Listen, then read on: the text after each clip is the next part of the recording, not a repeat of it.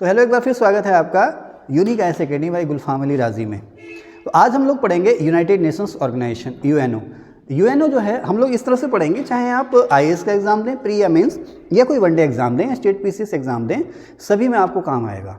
अब यूएनओ पढ़ने से पहले या यूएनओ की ज़रूरत क्यों पड़ी, उसको डिस्कस करने से पहले मैं आप लोगों से एक क्वेश्चन पूछूंगा कि हम लोगों में आपस में, परिवार में हो, मोहल्ले में हो या गांव में है, झगड़े की खास वजह क्या है? सबसे खास वजह आपस में हम लोगों में है ना, लाठी डंडे चल जाते हैं, वाद विवाद होते हैं, मनमुटाव होते हैं। सबसे खास वजह क्या? सबसे खास वजह है प्रॉपर्टी, संपत्ति। और भी वजह हो सकती हैं, लेकिन सबसे खास वजह है प्रॉपर्टी। इसी तरह से कभी कभी ये कहा जाता है कि जो निर्धनता है ना, गरीबी या निर्धनता जो है वो हर मर्ज की जड़ है। गरीबी या निर्धनता या आपके पास पैसा नहीं है, वो हर बुराई की, हर मर्ज की जड़ है। हालांकि ऐसा नहीं है कि रईस लोग अपराधी नहीं होते या रईस लोग कोई बुरा काम नहीं करते हैं, लेकिन आमतौर पर करता है कि गरीबी जो है अपने आप में खुद ही एक बुराई है। तो आप देखें ना, हर आदमी, हर सरकार ये कोशिश करती है कि वो गरीबी से ऊपर उठे, है ना। तो खैर, झगड़े की जो सबसे ख़ास वजह है वो है, मैं एक भी कहूँगा, गरीबी भी कहूँगा, मैं संपत्ति भी कहूँगा, और मैं इसको ये भी कहूँगा कि बंटवारा, दूसरे के हिस्से को भी हड़प लेने की चाह, ज़्यादा से ज़्यादा पाने की चाह।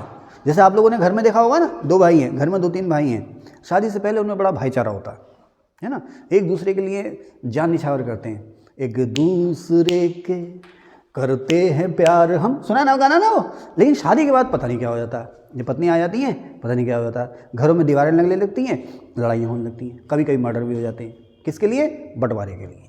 तूने दीवार यहाँ तक यहाँ बना दी, ऊपर वाला फ्लोर तूने ले लिया, नीचे वाला मुझे दे दिया, वो वाली अच्छी वाली ज़मीन तूने ले ली, ख़राब वाली ज़मीन मुझे दे दी, वो वाली दुकान मौके की थी तूने ले ली और वो वाली मुझे दे दी। पापाओं से भी लड़ जाते हैं कि पापा तुम उसका फेवर कर रहे हो, तुम उसका कर रहे हो, ये कर रहे हो, वो कर रहे हो। शादी के तुरंत बाद 95% फैमिलीज़ में, चाहे वो हमारे देश में हो या विदेश में हो, कहीं भी हो, शाश्वत है, ये सार्वभौमिक है ना, 95% फैमिली में लड़ाई झगड़े डंडे शुरू हो जाते हैं।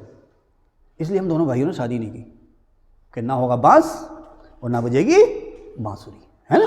हाँ, सच में हमसे कोई पूछे तुम दोनों भाइयों ने शादी नहीं की, क्यों नहीं की? भैया हम अपने बीच में किसी तीसरे को लेके नहीं आएंगे, ना कोई बंटवारे के लिए बोलेगा और ना हमारे बीच झगड़ा होगा, तो हिसाब किताब ही नहीं होते। ठीक है भाई, चले। हाँ, सच कह रहे हैं यार हम। तो मैं मजाक में कह रहा हूँ, लेकिन सीरियसली कह रहा हूँ। कहने का मतलब ये है कि अगर इन भाइयों का ध्यान प्रॉपर्टी को बढ़ाने पर होता, इन भाइयों का ध्यान बजाय झगड़े के, बजाय बंटवारे के, ज़्यादा से ज़्यादा कमाना और प्रॉपर्टी को बढ़ाने पर होता, तो शायद इनके बीच में झगड़ा ना होता। हालांकि अपवाद भी हैं, बड़े बड़े रईस खानदान होते हैं, उनमें बंटवारे को लेकर के झगड़े हो जाते हैं। तो वहाँ पर क्या है ना, वहाँ संतोष की कमी है।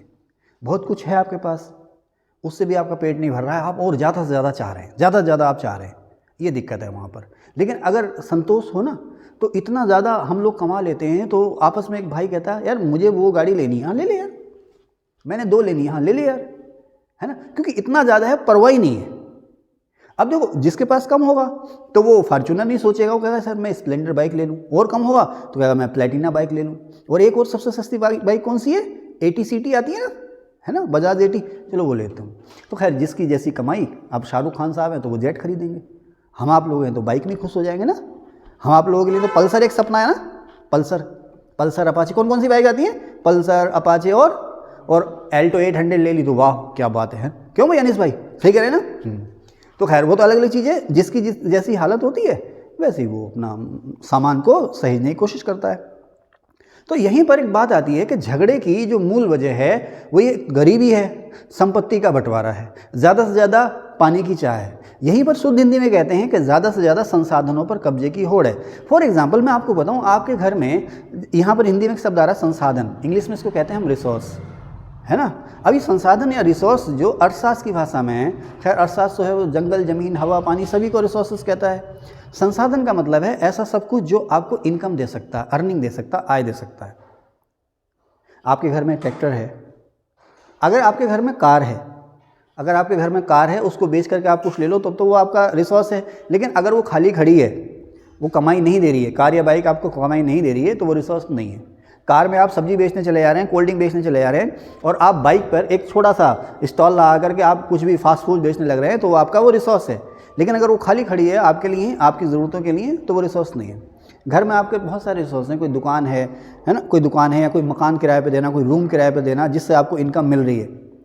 ट्रैक्टर है, ट्रॉली है, हैरो है ना, और भी बहुत सारे, कोई स्प्रे मशीन है, कोई कंबाइन है, तमाम तरह की चीज़ें घर में जिनसे कमाई होती है, ये आपके रिसोर्सेज हैं। तो हम लोग इनके बंटवारे के लिए आपस में लड़ने लगते हैं कि ये दुकान मेरी, ये दुकान तेरी, इसका किराया ज़्यादा आता तो ये मेरी और ये तेरी। भाई भाई आपस में लड़ते हैं, पिता पुत्र आपस में लड़ जाते हैं। इसी तरह से आप देखो, अब ये जो झगड़े हैं ना, परिवारों से बाहर जाकर के आप गांव मोहल्ले में देखोगे, शहरों में देखोगे, महानगरों में देखोगे, हर जगह हैं। राज्यों के बीच में विवाद हैं, इतना पानी मुझे चाहिए, इतना पानी मुझे चाहिए। देशों के बीच में आपसी विवाद हैं। और ये झगड़ा आज से नहीं है, जब से 2 या 2 से ज़्यादा इंसान आपस में मिले हैं तब से झगड़ा हो गया। जब हम खानाबदोश थे, आग की भी खोज नहीं हुई थी, तो जैसे जानवर शिकार के लिए लड़ते हैं ना, शिकार हो गया, शेर ने मार लिया, शिकार मार लिया, शेर ने या भेड़ियों ने या गीदड़ ने शिकार मार लिया, उसके बाद उसके बंटवारे के लिए, उसको खाने के लिए लड़ रहे हैं। आप लोग देखते हो ना अक्सर वीडियो कि एक शेर ने शिकार मारा और कई शेर वहाँ पर आपस में लड़ रहे हैं, किसके? शिकार के बंटवारे के लिए। तो इंसान शिकार के बंटवारे के लिए लड़ता था। जब इंसान के पास कुछ भी नहीं था, बदन पे कपड़े भी नहीं थे, तब भी इंसान लड़ता था शिकार के बंटवारे के लिए। जंगल में जो कंदमूल मिलते हैं उनके बंटवारे के लिए लड़ता था इंसान। फिर धीरे धीरे सभ्य होने लगा, फिर वो लड़ने लगा। सिंधु घाटी सभ्यता का पतन हुआ, किसकी वजह से पतन हुआ? आर्यों के हमले की वजह से। टॉपिक थोड़ा लंबा हो रहा है, लेकिन मैं क्या चाह रहा हूँ कि यूएनओ में आपको पढ़ाऊँ तो उसकी जो बेसिक थीम है वो मैं आपको बताता चलूँ, इसलिए वो पुराने इतिहास भूगोल की मैं आपसे बात कर रहा हूँ। आप देखिए ना, सिंधु घाटी सभ्यता का पतन हो गया भारत में। क्यों पतन हो गया? आर्यों के आक्रमण के कारण। आर्यों ने क्यों हमला करा? पता नहीं कहाँ से उनका कबीला भाग के आया था, उनको पता नहीं, उनके बारे में बहुत ज़्यादा जानकारी है नहीं, पता नहीं उनको किन्होंने अपनी जगह से खदेड़ा था। तो वो किसकी तलाश में? चारागाहों की तलाश। ये ऐसे कबीले थे, अनीस जी, सोनू जी, गौरी जी, ये ऐसे कबीले थे जो चारागाहों की तलाश में इधर से उधर भाग रहे थे। उपजाऊ घास मिल जाए, उपजाऊ ज़मीन नहीं, ऐसी घास मिल जाए जो जानवरों का पेट भर सके, और जानवर जो है वो ज़्यादा से ज़्यादा दूध दे सके, ज़्यादा से ज़्यादा जानवर हम पाल सकें। क्योंकि सवाल आता है ना कि आर्यों की संपत्ति सबसे खास क्या थी? गाय। गविष्टि क्या था? गाय के लिए होने वाला युद्ध। तो आर्यों ने सिंधु घाटी सभ्यता के लोगों को खदेड़ दिया। किसके लिए? रिसोर्सेज के लिए, चारागाहों के लिए, संसाधनों के लिए। उसके बाद आर्य अलग अलग कबीलों में थे। अब ये कबीले आपस में लड़ रहे हैं, किसके लिए? ज़्यादा से ज़्यादा चारागाहों, ज़्यादा से ज़्यादा जानवरों पर कब्जा करने के लिए। उसके बाद धीरे धीरे टेक्निक बढ़ी, लोहे की खोज हो गई। अब लोहे की खोज ने दस्तकारी को बढ़ावा दिया, व्यापार को बढ़ावा दिया, नए नए इलाकों को जन्म दिया, खेती बाड़ी को करना आसान कर दिया, है ना। नए नए जनपद बन गए, जनपद या महाजनपद आप जिसे कहते हो, आज जिसे आप देश कहते हो, उस समय उसको कहते थे महाजनपद। अब ये महाजनपद, ये जन, ये कबीले आपस में लड़ने लगे। किसके लिए? कि इस नदी का पानी मेरा, ये जंगल मेरा, वो जंगल मेरा, ये ज़्यादा से ज़्यादा इलाका मेरा। आपने सुना नहीं है दाशराग्य युद्ध? आर्यों के समय में जब आप वैदिक उत्तर वैदिक काल पढ़ते हैं तो दाशराग्य युद्ध हुआ था, 10 राजाओं के बीच में युद्ध हुआ था। किस नदी के किनारे? रावी, पुराना नाम क्या है? परुष्णी नदी। कहा जाता है कि रावी नदी के पानी के बंटवारे को लेकर के वो युद्ध हुआ था। किसके बंटवारे को लेकर के? रावी नदी का पानी। तो पानी क्या है? वो रिसोर्सेज है ना। तो ये युद्ध होते आए हैं। महाभारत में पांडवों ने लास्ट में 5 गांव मांगे कौरवों से। लास्ट में कितने? मात्र 5 गांव मांगे, लेकिन कौरव जो थे वो 5 गांव भी उन्हें देने के लिए तैयार नहीं हुए। किसका झगड़ा है? संसाधनों का, बंटवारे का झगड़ा। महाभारत किसके लिए हुई? बंटवारे के लिए हुई ना, है। हालांकि आप रामायण को नहीं कह सकते, रामायण जो थी वो धर्म युद्ध था, है ना। उसके लिए तो नियति थी, भगवान श्री राम ने अवतार लेना है और जो रावण रूपी पाप है उस पाप को धरती से नष्ट कर देना है। उसके अलावा उन्होंने एक जीवन जीना है और उस जीवन को एक उदाहरण के रूप में आने वाली नस्लों के सामने रखना। तभी तो कहते हैं ना, मर्यादा पुरुषोत्तम श्री राम। यानी कि उन्होंने अपने जीवन में जो कुछ भी किया उसको आपने अपनाना है ना। हम लोग श्री राम जय श्री राम तो करते हैं, है ना, लेकिन एक्चुअली जय श्री राम का मतलब क्या है ना? मर्यादा पुरुषोत्तम। जो भी उन्होंने अपने जीवन में जो भी उन्होंने अपने आचरण किया, जैसे मुस्लिम लोग होते हैं ना, सुन्नत करते हैं, तो सुन्नत क्या है? हज़रत मोहम्मद साहब ने जो कुछ भी अपने जीवन में किया, जो कुछ भी अपने अच्छे काम किए, लोगों को रास्ता दिखाने के लिए, जो जीने का तरीका उनका था, जो जीने का तरीका उन्होंने बताया, वही सुन्नत है ना। हम लोग एक दूसरे को कह तो देते, मैं सुन्नी हूँ, तुम शिया हो, और शिया सुन्नी के नाम पे लड़ पड़ेंगे, है ना, शैव वैष्णव के नाम पे लड़ पड़ेंगे, लेकिन एक्चुअली कोई जानते ही नहीं कि भाई सुन्नी है क्या। मैं सुन्नी हूँ, लेकिन सुन्नी का मतलब ही पता नहीं क्या। सुन्नी, हाँ भाई, सुन्नत का मतलब ही पता नहीं। नमाज़ पढ़ने जा रहे हैं, सुन्नतें अता हो रही हैं, लेकिन सुन्नत का मतलब ही पता नहीं है ना। तो धार्मिक मसले, इस बारे में मैं ज़्यादा बोलता भी नहीं हूँ, लेकिन क्या है, ये बात कहाँ से आई? झगड़े। तो रामायण को आप ये नहीं कह सकते कि वहाँ पर संसाधनों का बंटवारा था, लेकिन महाभारत जो था वो संसाधनों का बंटवारा था। लेकिन महाभारत भी आपको भगवान श्री कृष्ण की भागवत गीता के रूप में एक जीने का तरीका सिखा गई है ना। तो किसका झगड़ा हो रहा है? संसाधनों के बंटवारे का। ओके, अब इसी तरह से आप देखें आर्यों को किसने भगा दिया? आर्यों के बाद शक आए, शक भी कहीं से लूटे पुटे आए, तो उन्हें भी नए इलाके चाहिए थे। कुषाण आए, उन्हें भी नए इलाके चाहिए थे, है ना। चंद्रगुप्त मौर्य जो कलिंग को नहीं जीत पाया, लेकिन अशोक ने कलिंग को जीत लिया। क्यों जीता अशोक ने कलिंग को? क्योंकि उसे नए इलाके चाहिए थे, समुद्र तक पहुंच चाहिए थी। उड़ीसा के तट के जो बंदरगाह थे वो चाहिए थे, उड़ीसा में मिलने वाले हीरे मोती हाथी वो उसको चाहिए थे। इसके अलावा साम्राज्यवादी लिप्सा तो थी ही थी, है ना। लिप्सा माने एम्बिशन, महत्वाकांक्षा कि सारा इलाका मेरा होना चाहिए। लेकिन मुख्य वजह क्या थी कि उड़ीसा के तट पर मिलने वाले हीरे मोती, तमाम तरह का लोहा, है ना, तमाम किस्म का लोहा और बंदरगाहों तक पहुँचे। अब ये झगड़े हुए क्यों? ये आज क्यों झगड़े हो रहे हैं? दो देश आपस में लड़ रहे हैं, या यूएनओ बना 1945 में, उससे पहले क्यों झगड़े हुए? 2 बार हो गए वर्ल्ड वार। 1914 से 1918 का वर्ल्ड वार हो गया, जिसे आप कहते हो प्रथम विश्व युद्ध। फिर द्वितीय विश्व युद्ध हो गया 1939 से 1944 तक, है ना। 5-5, 4-4 साल तक पूरी दुनिया लड़ी। आज आप देखो ना, रूस और यूक्रेन लड़ रहे हैं, 2 साल हो गए पूरे। कल 22 फरवरी है ना, हाँ, कल 2 साल हो जाएंगे पूरे रूस यूक्रेन को लड़ते हुए, कोई नतीजा नहीं निकला, है ना। अभी और समय घूमने दो। कहा 7 अक्टूबर से लड़ाई शुरू हुई ना गाजा और इजराइल के बीच में। तो गाजा एक छोटा सा शहर, छोटा सा, बंबई जितना, मतलब बंबई से भी छोटा शहर है गाजा या गाजा जो भी कह दो आप, फिलिस्तीन का शहर, बंबई से भी छोटा शहर है वो। और मिस्र से लगा हुआ है, एक तरह से चारों तरफ से घिरा हुआ। मिस्र भी उसे कोई खास सहायता दे नहीं रहा, छुप छुपा के हथियार दे दे रहा हो। लेकिन फिलिस्तीन ने उसको 3 तरफ से घेर रखा। सॉरी, फिलिस्तीन ने नहीं, इजराइल ने उसको 3 तरफ से घेर रखा है।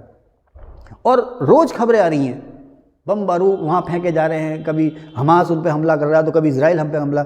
इजराइल वर्ल्ड पावर, उसकी सेना, उसकी टेक्नोलॉजी की दुनिया लोहा लेती है। अरब देश चाहकर भी उसे आंखें नहीं दिखा पाते हैं। लेकिन एक छोटे से शहर के छोटे से आतंकवादी संगठन, हम उन्हें आतंकवादी संगठन कहेंगे, वो अपना क्या कहते हैं कि भाई हम तो अपनी आज़ादी की लड़ाई लड़ रहे हैं, है ना। जैसे हमारे क्रांतिकारी थे अंग्रेज़ों के समय में, जो हमारे क्रांतिकारी थे आज वो हमारे पूज्य हैं, वो हमारे लिए क्रांतिकारी देशभक्त थे। लेकिन अंग्रेजों ने क्या कहते थे?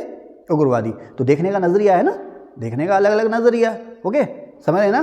तो वो जिसे आप हमास के उग्रवादी कह रहे हो, इजराइल को किसकी हेल्प मिल रही है? फ्रांस, जर्मनी और यूएसए जैसे देशों की हेल्प मिल रही है।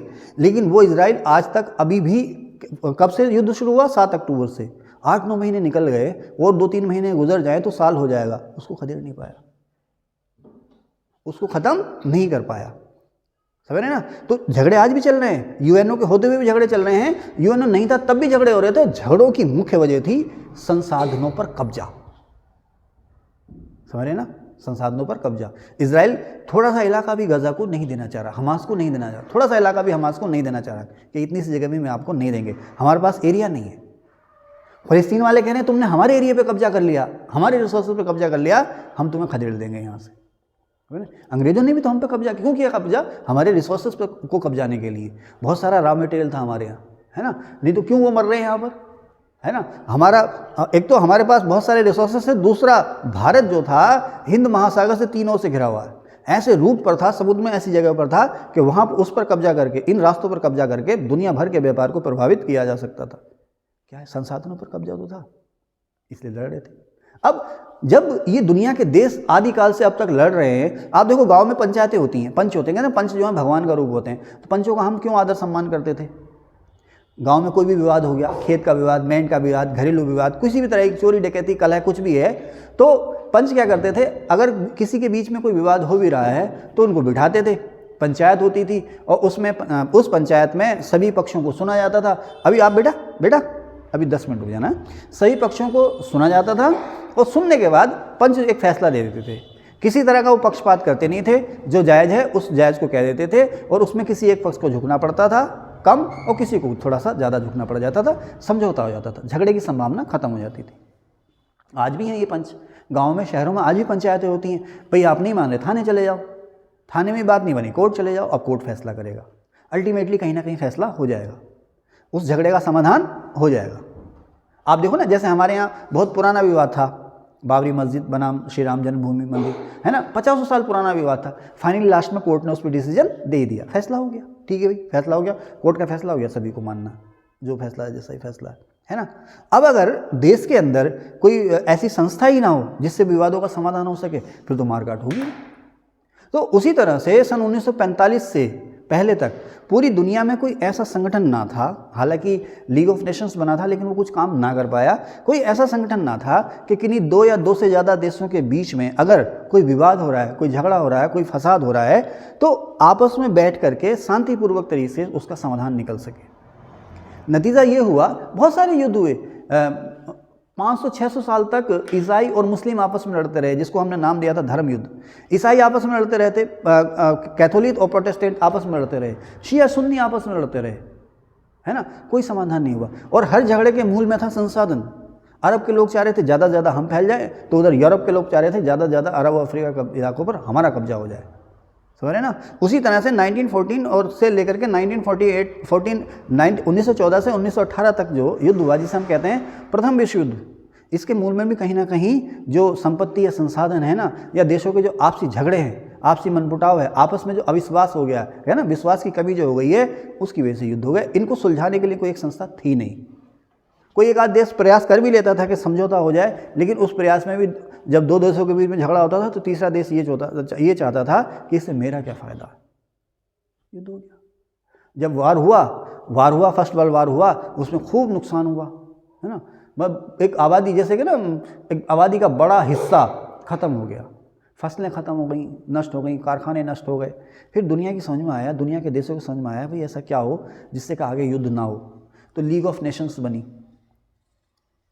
बहुत से देशों ने आपस में मिला करके दुनिया भर की एक पंचायत बनाई, जिसे हमने नाम दिया लीग ऑफ नेशंस, कि भाई ये लीग ऑफ नेशंस जो है आने वाले समय में युद्ध को रोकने के लिए किन्हीं भी 2 या 2 से ज़्यादा देशों के बीच में आपसी जो झगड़े होंगे उनका शांतिपूर्वक तरीके से समाधान करवाएगा।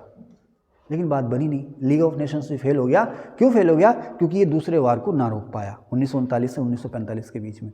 क्योंकि फर्स्ट वर्ल्ड वार के बारे में कहा गया है कि भाई जो फर्स्ट वर्ल्ड वार जो ख़त्म हुआ तो वो युद्ध विराम था, लेकिन विवादों का समाधान नहीं था। विवाद जो थे वो जस के तस बने हुए थे। जो हारा था वो बदला लेना चाह रहा था, और जो जीता था वो अपनी जीत से खुश नहीं था। रूस जैसे देश, फ्रांस जैसे देश, ये ऐसे देश थे कि जीत कर भी अपनी जीत से खुश नहीं थे, और जो हारे थे वो अपने अपमान का बदला लेना चाह रहे थे। नतीजा ये हुआ कि 1939 में फिर लड़ गए। हालांकि हम लोग दूसरे विश्व युद्ध की जिम्मेदारी इटली और जर्मनी, इटली का तानाशाह कौन? मुसोलिनी, और जर्मनी का तानाशाह कौन? हिटलर, उन पर थोप देते हैं। लेकिन इसमें जिम्मेदारी जो थी, जो दूसरे जिन्हें हम कहते हैं ना मित्र देश, उनकी भी कम ना थी। अमेरिका, फ्रांस जैसे देशों की, जापान, रूस जैसे देशों की जिम्मेदारी भी इसमें कम ना थी।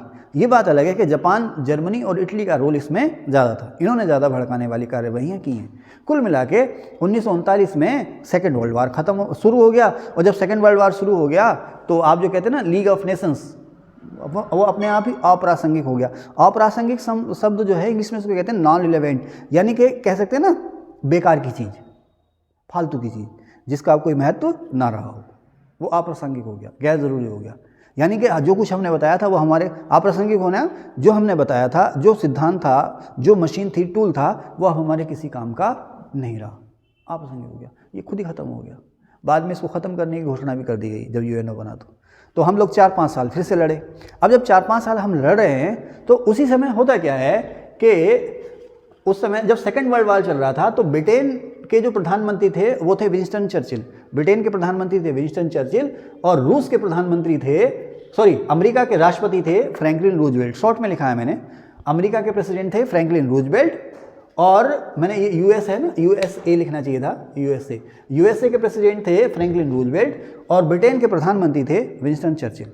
ये दोनों, इन दोनों में आपस में सुगबुगाहट शुरू होने लगी कि भाई कुछ ऐसा होना चाहिए। इन्होंने देखा कि भाई युद्ध तो हम भले ही जीत जाएंगे, युद्ध तो हम जीत जाएंगे, लेकिन कुछ ऐसा संगठन, कुछ ऐसी व्यवस्था, कुछ ऐसी तकनीक, नीति, ऑर्गेनाइजेशन, सभा होनी चाहिए कि दुनिया को फिर से नया युद्ध ना बर्दाश्त करना पड़े।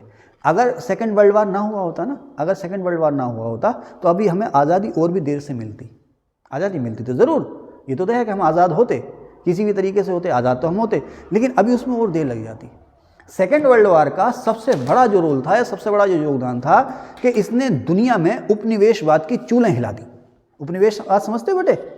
कॉलोनाइजेशन कहते हैं इंग्लिश में। इसका मतलब ये होता है कि किसी एक देश द्वारा दूसरे देश पर कब्जा करना, अपना एक प्रतिनिधि वहाँ भेज देना और वहाँ से अपने देश में बैठ करके उस देश की राजकाज चलाना, या तो सीधे उस देश का राजकाज चलाना, यहाँ पर वहाँ पर अपना कोई कठपुतली राजा बना देना। इसे कहते हैं उपनिवेशवाद, कॉलोनी बना देना आपने। तो दुनिया में उपनिवेशवाद की जड़ें जो थी वो इसी युद्ध ने हिलाई, जो चाहे वो पराजित थे या विजेता थे। जैसे सेकेंड वर्ल्ड वॉर में कौन हारे? जापान हारा, इटली हारा, जर्मनी हारा और उनके जो साथी थे वो हारे। इसके अलावा जीते कौन? रूस जीता, अमेरिका जीता, है ना, और फ्रांस जीता, ब्रिटेन जीता, और जो इनके साथी थे वो जीते। लेकिन हारने वाला भी और जीतने वाला भी दोनों ही जर्जर हो गए, दोनों ही जर्जर हो गए, और दोनों के पास ही कॉलोनी थी, दोनों के पास ही उपनिवेश थी। अगर ब्रिटेन के पास इंडिया था तो जर्मनी के पास भी बहुत सारे देश थे, रूस का भी बहुत सारे इलाकों पर कब्जा था, जापान का भी बहुत सारे इलाकों पर कब्जा था। अब इतने जर्जर हो गए ये कि ना तो फौज बची है, ना पैसा बचा है, ना इतने संसाधन बचे हैं कि ये अपनी कॉलोनियों पर कब्जा बरकरार रख सकें। तो धीरे धीरे वहाँ से हटने लगे, ऐसे हटने लगे कि उनके हित बने रहें। पाकिस्तान क्यों बना? जिन्ना को अंग्रेजों ने क्यों बढ़ावा दिया? क्यों बढ़ावा दिया जिन्ना को अंग्रेजों ने? क्योंकि अंग्रेजों को पता था यहाँ से जाना तो है, लेकिन अपना दलाल यहाँ पर कोई छोड़ के जाना है, तो इसलिए पाकिस्तान बना। अगर पाकिस्तान ना बनता, भारत रहता, भारत शांतिपूर्वक होता, तो ना तो ब्रिटेन ना यूएसए किसी को भी यहाँ दखल देने का मौका ना मिलता। आप देखें ना, अफगानिस्तान में यूएसए ने हमला किया, किसने सपोर्ट करी? पाकिस्तान ने सपोर्ट करी, भरपूर सपोर्ट करी, है ना। आज भी पाकिस्तान की भरपूर सपोर्ट होती है यूएसए के थ्रू। अक्सर जब भी भारत पाकिस्तान का विवाद होता है तो यूएसए जो है पाकिस्तान का साथ देता है। और यूएसए का साथी कौन है? इंग्लैंड। इंग्लैंड का साथी कौन है? यूएसए। तो वो अपना एक दलाल छोड़ गए पाकिस्तान के रूप में यहाँ पर, है ना, है ना। तो खैर, तो अब सेकेंड वर्ल्ड वार का सबसे बड़ा जो पॉजिटिव योगदान रहा वो ये रहा कि दुनिया भर में लोकतांत्रिक सरकारें बनी, लोग आज़ाद हुए।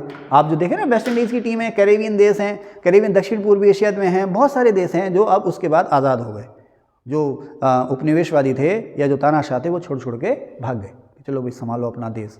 भले ही हम जो है बदहाल हालत में आज़ाद हुए, लेकिन आज़ाद हो गए, आत्मनिर्भर हो गए, खुद मुख्तार हम हो गए, ठीक है। तो अब रूजवेल्ट और चर्चिल दोनों को ही पता था कि भाई भविष्य में ये युद्ध समाप्त होगा, हम जीत जाएंगे, लेकिन ऐसी क्या व्यवस्था हो कि नया युद्ध ना हो, नंबर एक बात। और दूसरी बात, ऐसी क्या व्यवस्था हो कि पूरी दुनिया में व्यापार जो है वो आसान हो जाए। व्यापार के झगड़े होते थे। अब देखो, स्टील बनानी है ना, तो स्टील के लिए लोहा भी चाहिए, कोयला भी चाहिए, आयरन भी चाहिए, कार्बन भी चाहिए, है ना। तुम्हारे पास कोयला है, तुम्हारे पास लोहा है, तुम्हारे पास ये है, तुम्हारे पास वो है।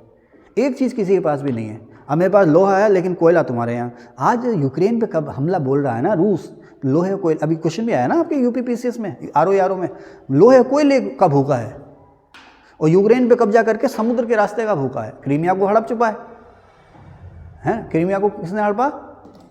रूस ने। क्रीमिया पे किसका कब्जा था? यूक्रेन का। क्रीमिया को हड़प चुका है। अब वो यूक्रेन के ऐसे इलाके जिनमें लोहा कोयला खूब होता है ना, जो इंडस्ट्रियल इलाके हैं यूक्रेन के, उन पे कब्जा जमाना चाह रहा है वो, धीरे धीरे कब्जा करता भी जा रहा है। फ्रांस जब फर्स्ट वर्ल्ड वार में जीता जर्मनी से, तो उसने अल्सस लारेन के इलाके कब्जाए, वो इलाके जहाँ पर रूर के अल्सस लारेन के इलाके कब्जाए जहाँ पर लोहा कोयला खूब होता था। तो बात इनकी समझ में ये आई कि यार बिना युद्ध के कोई ऐसी व्यवस्था नहीं हो सकती कि मुझे लोहा चाहिए तो पैसे दे के, कम पैसे दे के मुझे आसानी से लोहा मिल जाए, कोयला मिल जाए, सोना मिल जाए, चांदी मिल जाए, हीरा मिल जाए, तेल चाहिए, गैस चाहिए, मिल जाए, मुझे खरीद लूँ मैं किसी से आसानी से। ऐसा ना हो कि तुम्हें तो दूंगा लेकिन इसको नहीं बेचूंगा किसी हाल में, है ना, कि अब भाई तुम्हें तो मैं बेच दूंगा 10 रुपये में, लेकिन अगर ये मुझे 100 रुपये भी देगा तो इसको नहीं बेचूंगा। ऐसी स्थिति ना हो। इसी स्थिति में झगड़े होते हैं या युद्ध होते हैं, है ना। तुम्हारे पास कोई एक चीज़ है, तुम मुझे देने को तैयार नहीं हो और इनको आप फ्री में देने को तैयार हो, क्या चल तू 2 रुपये में, और मुझे मैं उसके दाम लगा रहा हूँ 10 रुपये, लेकिन आप उसको देने को तैयार नहीं हो, यहाँ विवाद हो जाती है ना। या मान लो कि यहाँ पर कोई नहर है, किन्हीं दो देशों के बीच में कोई नहर है, अगर भाई यहाँ तक मेरी है, यहाँ तक मेरी है, आपस में लड़ रहे हैं, तो कोई एक ऐसी संस्था हो जो इस नहर का समाधान कर दे, इस पहाड़ का समाधान कर दे, इस समुद्र तट का समाधान कर दे, ये जंगल तेरा, ये ज़मीन तेरी, ये लकड़ी तेरी, इसका कोई समाधान कर दे और उसकी बात को सब माने, उसकी बात को सब माने और ये संस्था निष्पक्ष काम करे, समझे ना। अब दुनिया में हर जगह वहाँ के लोग जो हैं हल्ला कर रहे हैं कि इसने हम पर कब्जा कर लिया, इसने हम पर कब्जा कर लिया, इसने हम पर कब्जा कर लिया। कोई ऐसी संस्था हो जो उन विवादों का, उन जो डिस्प्यूट्स हैं, वो जो संघर्ष जो हैं, उनका समाधान कर सके। हाँ भाई, ये इलाका तुम्हारा था, तुम्हें मिलना चाहिए, ये इलाका तुम्हारा था, तुम्हें मिलना चाहिए, भाई ये तुम्हारी मांग गलत है, ये इलाका इसी का है, इसके लिए इसके पास रहेगा। दुनिया तानाशाहों से परेशान थी, तानाशाह खत्म हो जाएं, डेमोक्रेटिक सरकारें बन जाएं, लोग अपनी सरकारें खुद चुनें। लोग जो हैं अपनी सरकारें खुद चुने, दुनिया में लोकतंत्र को बढ़ावा मिले, व्यापार को बढ़ावा मिले, और जहाँ पर भी रिसोर्सेज हैं, कमाई के साधन हैं, पूरी दुनिया की वहाँ तक पहुँचो। आपके पास कोई चीज़ है, मैं उसका आप उसको बेचने वाले हो, मैं खरीदार हूँ, आप बेच दो। भाई WTO का मकसद यही तो है कि पूरी दुनिया में व्यापार में किसी तरह की बाधा ना हो, कि तुम्हें सब्सिडी दूंगा, तुम्हें नहीं दूंगा, तुम्हें इतने दाम पे दूंगा, तुम्हें इतने दाम पे दूंगा, ये तुम्हें तो बिल्कुल ही नहीं दूंगा। WTO का मकसद यही तो है ना। तो इससे झगड़े होते थे, तो ऐसी व्यवस्था बने। इन्होंने कहा भाई नई वैश्विक व्यवस्था बननी चाहिए, वर्ल्ड में कोई नया सिस्टम बनना चाहिए जिससे कि व्यापार में आसानी हो, संसाधनों तक पहुंच आसान हो, एक जगह से दूसरी तक जगह जाना आसान हो, है ना, व्यापार में संसाधनों में किसी तरह की रुकावटें ना हो, डेमोक्रेसी को बढ़ावा मिले, स्वतंत्र सरकारों को बढ़ावा मिले, लोगों को अपनी सरकार चुनने का अधिकार मिले, कोई किसी दूसरे पर कब्जा ना करे। अगर किन्हीं दो देशों के बीच में आपस में किसी भी चीज़ को लेकर के विवाद हैं तो उनका शांतिपूर्वक तरीके से समाधान हो जाए, दुनिया को एक नया युद्ध ना झेलना पड़े। मानव संसाधन का विकास होना चाहिए। मानव संसाधन क्या है भाई, हम लोग सब रिसोर्सेज ही तो हैं, हम लोग सब कमाई के जरिए तो हैं, लेकिन कब, अगर हमें कुछ आता ही नहीं होगा, है ना, कभी ये हमारे अंदर तमाम तरह के रोग बैठे पड़े होंगे और हम जर्जर हुए पड़े होंगे और बुद्धि हमारी कुछ नहीं है, पढ़े लिखे हम है नहीं, तो क्या, कुछ भी नहीं, हम तो किसी पर आश्रित हो जाएंगे। यानी कि इंसान का डेवलपमेंट होना चाहिए, बेहतर हेल्थ मिले, बेहतर एजुकेशन मिले, पानी मिले, साफ़ सफाई मिले, है ना, भरपेट भोजन मिले, जिससे कि वो इकोनॉमी में अपना योगदान दे सके। और आपको बताइए, हालांकि इसके एक्सेप्शन भी हैं, जो देश जितने ज़्यादा विकसित हैं उतने ज़्यादा वो खुशहाल है, उतने ज़्यादा शांत हैं। स्वीडन, डेनमार्क, नॉर्वे, फिलीपींस, आप देखो हर इंडेक्स में आ गए हैं, खुशहाल हैं, कोई झगड़ा नहीं। न्यूजीलैंड अब पुलिस बनने लगी, वहाँ तो पुलिस भी नहीं होती थी, बिल्कुल शांत। ऑस्ट्रेलिया का भी झगड़ा आपने सुना नहीं होगा, दंगा फसाद आपने सुना नहीं होगा। वो आता लगे जहाँ जहाँ अमेरिका रूस जाते जा रहे हैं, चीन जाते जा रहे हैं, वहाँ झगड़े होते जा रहे हैं। मालदीव भी अब चर्चाओं में, लेकिन मालदीव भी पंगे नहीं लेता था, लेकिन अब वहाँ पर भी जो है कि अंधराष्ट्रवादी राजनीति आ रही है। तो मुइजो आया, उन्होंने कहा भारत हमारे लिए खतरा, भारत का विरोध करो, तो भारत के विरोध के नाम पर उसने सरकार बना ली। फिर दूसरी सरकार है, वो चीन खतरा है, वो चीन के विरोध पर अपनी सरकार बनाने लगा, तो अलग चीज़ है, ठीक है ना। तो ये मकसद थे। तो कौन थे? चर्चिल ब्रिटेन का प्रधानमंत्री और USA का राष्ट्रपति रूजवेल्ट आपस में मिले, और मिले कहाँ पर? कनाडा का एक कोस्टल सी है न्यू फाउंडलैंड, कनाडा का शहर है ये न्यू फाउंडलैंड। और कहाँ? 14 अगस्त 1941 को कनाडा का एक शहर है न्यू फाउंडलैंड, वहाँ पर समुद्र किनारे एक शिप पर ये लोग मिले। अच्छा, न्यू फाउंडलैंड कहाँ पर है? अटलांटिक सी में, अटलांटिक ओशन में, वहाँ पर ये मिले, वहीं से पैदा हुआ अटलांटिक चार्टर। तो अब ये अटलांटिक, अब UNO की जो बैकग्राउंड थी मैंने आपको बताई है। अब इससे आगे हम लोग चलेंगे कैसे इसकी फॉर्मेशन हुई, क्या इसके मकसद हैं, और भी बहुत सारी चीज़ें इसके सेकंड पार्ट में। अगर आपको ये कहानी, डिस्कशन अच्छा लगा हो तो प्लीज़ इसको लाइक भी कीजिएगा, शेयर भी कीजिएगा और सब्सक्राइब भी कीजिएगा। Thank you.